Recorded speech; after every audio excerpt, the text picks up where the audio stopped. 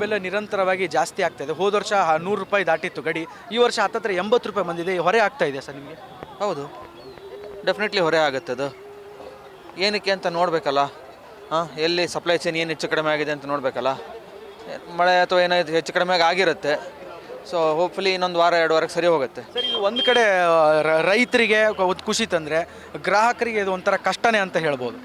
ಒಬ್ರಿಗೆ ಕಷ್ಟ ಅಂದರೆ ಒಬ್ರಿಗೆ ಇದಾಗಲೇ ಆಗೇ ಆಗುತ್ತಲ್ವ ಅದು. ಹಾಗೆ ಅದನ್ನು ಏನಂತಂದರೆ ಸರ್ಕಾರ ಆಗಲಿ ಜನ ಆಗಲಿ ಸ್ವಲ್ಪ ನೋಡ್ಕೋಬೇಕು. ಮಳೆ ಅಥವಾ ಏನು ವಾತಾವರಣ ಹೆಂಗಿದೆ ಅದರ ಪ್ರಕಾರ ಹೆಚ್ಚು ಕಡಿಮೆ ಆಗುತ್ತೆ. ಅದು ಅಡ್ಜಸ್ಟ್ ಮಾಡ್ಕೊಳ್ಳೇಬೇಕು ಜನ. 1 ವಾರ 2 ವಾರ ಅನ್ನಂಗೆ. ಈಗ ಸೈಕ್ಲೋನ್ ಎಫೆಕ್ಟ್ ಬಂದಿದೆ, ಏನು ಮಾಡೋಕ್ಕಾಗಲ್ಲ. ಸೊ ಅಲ್ಲಿವರೆಗೂ ಸ್ವಲ್ಪ ಬೆಳೆ ಹೆಚ್ಚು ಕಡಿಮೆ ಆಗುತ್ತದು, ನೋಡ್ಕೋಬೇಕಷ್ಟೇ. ಇನ್ನೇನು 1 ವಾರದಲ್ಲಿ ಸರಿ ಹೋಗುತ್ತೆ ಹೋಪ್ಫುಲಿ ಎಲ್ಲ. ಒಟ್ಟಲ್ಲಿ ನಿಮ್ಗೆ ವಿಶ್ವಾಸ ಇದೆ ಕಡಿಮೆ ಆಗುತ್ತೆ, ರೇಟ್ ಕಡಿಮೆ ಆಗುತ್ತೆ, ಯಾವುದೇ ರೀತಿ ಅಂತ ತೊಂದರೆ ಆಗಲ್ಲ ಅಂತ ಹೇಳ್ತಾ ಇದ್ದಾರೆ? ಹೌದೌದು, ಇತ್ತೀಚೆಗೆಲ್ಲ ಆಡಳಿತ ಹಾಗೆ ನಡೀತಾ ಇದೆಯಲ್ವಾ. ಅಬ್ಸರ್ವ್ ಮಾಡಿದಿರಾ, ರೇರ್ಲಿ ಇರುತ್ತೆ, ಆಮೇಲೆ ಒಂದು ಕಾನ್ಸ್ಟೆಂಟಾಗಿ ಆಮೇಲೆ ಕೆಳಗಡೆ ಇಳಿದು ಅಲ್ಲೇ ಇರುತ್ತೆ ಯಾವಾಗಲೂ. ಹಾಗೆ ಅಲ್ವಾ ಯಾವಾಗ್ಲೂ. ಈಗ ಅಂದರೆ ವ್ಯವಸ್ಥೆ ಚೆನ್ನಾಗಿ ನಡೀತಾ ಇದೆ ಅಂತ ಅರ್ಥ. ಅದು ವರ್ಷದಲ್ಲಿ 1 ಸಲ 2 ಸಲ ಹಿಂಗಾಗತ್ತೆ, ಆಮೇಲೆ ಬರುತ್ತೆ, ಸರಿ ಹೋಗುತ್ತೆ. ಕ್ಷಣ ಕ್ಷಣದ ಸುದ್ದಿಗಳಿಗಾಗಿ ಫ್ರೀಡಂ ಟಿವಿ ಸಬ್ಸ್ಕ್ರೈಬ್ ಮಾಡಿ, ಲೈಕ್ ಮಾಡಿ ಹಾಗೂ ಫಾಲೋ ಮಾಡಿ.